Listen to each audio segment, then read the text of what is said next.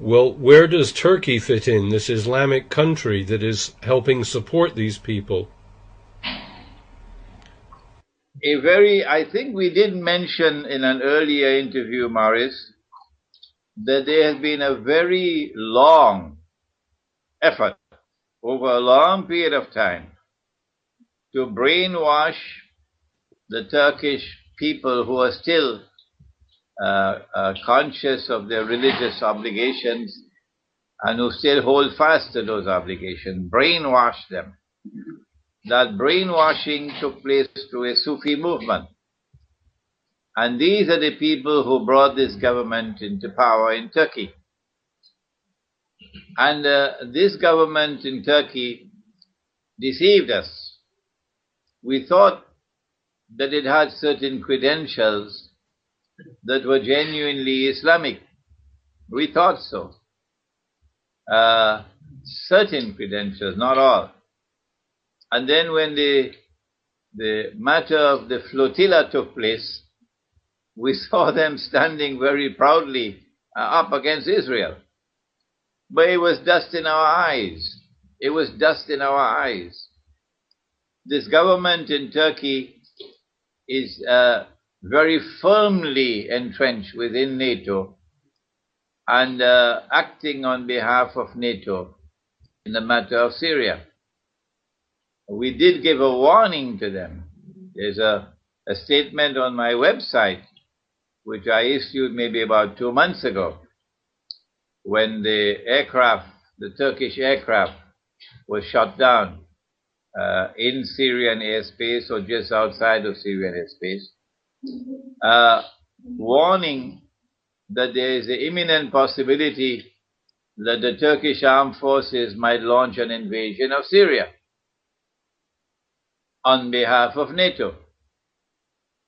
And that if that were to occur, the consequences would be disastrous for Turkey, because it's going to provoke civil war in Turkey. Our Prophet has prophesied, and political analysts in the Western world should now pay careful attention to what Prophet Muhammad, Allah's blessings be upon him, has prophesied. He has prophesied the great war which is now around the corner. In Arabic it's called the Malhama. Others call it Armageddon. But it's a great war that will make the First and Second World War look like a fight over peanuts. And following that great war, he has prophesied the conquest of Constantinople.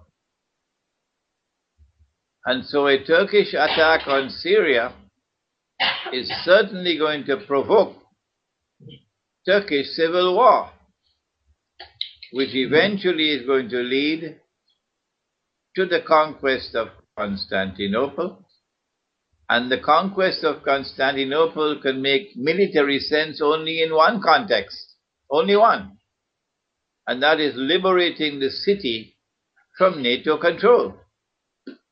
And the liberation of the city from NATO control can have only one significant military impact, and that is opening the Bosphorus for the Russian Navy and for the navies of Eastern Europe to pass through the Bosphorus and to enter into the Mediterranean, and therefore pose a threat to Israel.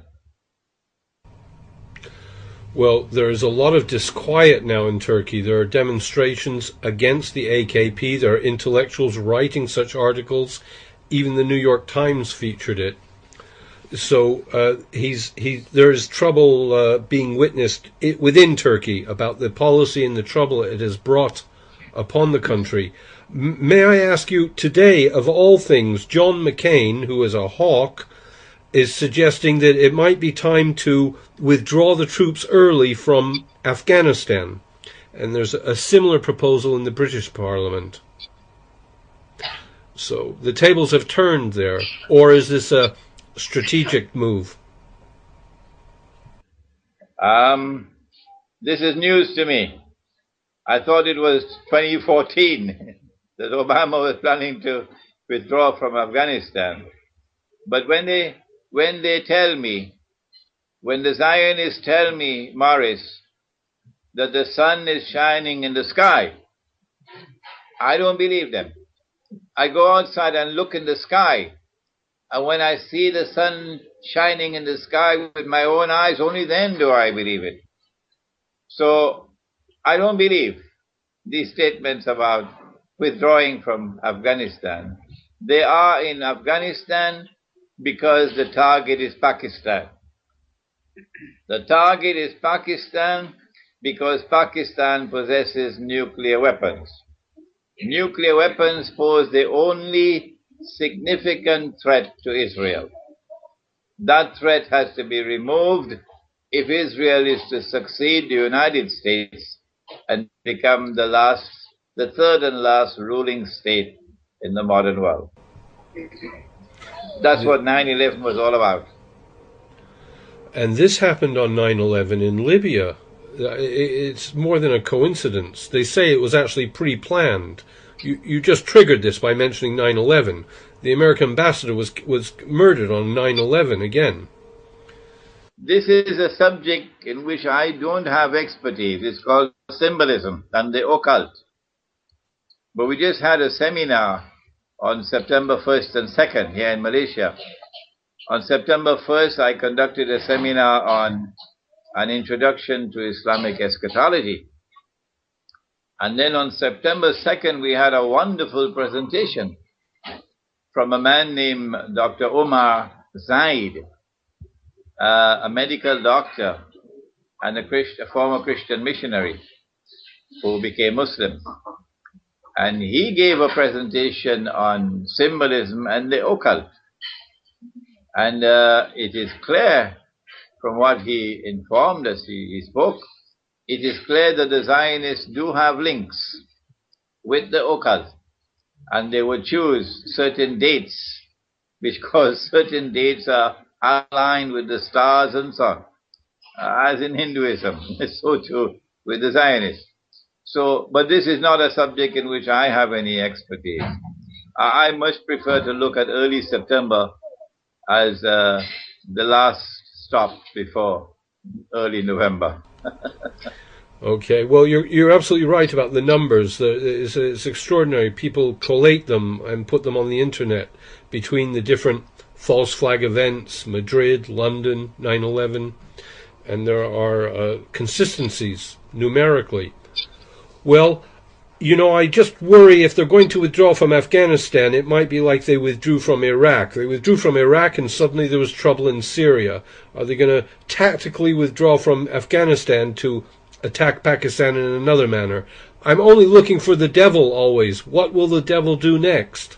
I am not in a position to comment on the implications of a withdrawal from Afghanistan. I take it with a pinch of salt. I believe that the attack on Pakistan is certain to come because I don't see the possibility at all of Israel ever replacing the United States as a ruling state in the world while Pakistan or Muslims possess nuclear weapons. I don't see that possibility at all. I believe this is why 9/11 was planned and executed, so that they could get their troops into Afghanistan, so that from Afghanistan they could destabilize Pakistan and eventually invade Pakistan. I think that is still on the card.